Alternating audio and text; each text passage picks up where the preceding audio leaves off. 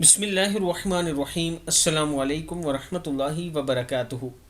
عابد راجہ channel کی طرف سے آج میں اپنے دوستوں کو رسول اللہ صلی اللہ علیہ وآلہ وسلم کا ایک بہت ہی پیارا فرمان بتاؤں گا۔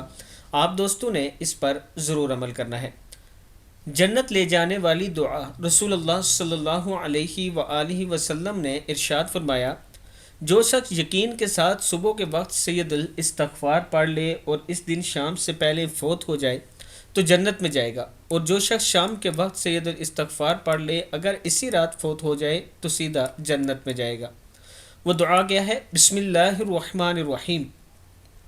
اللہم انت ربی لا الہ الا انت خلقتنی وانا عبدک وانا علی عہدک ووعدک ما استطعت اعوذ بک من شر ما صنعت ابوء لک بنعمتک علی وابوء بذنبی فاغفر لی فإنه لا يغفر الذنوب الا انت۔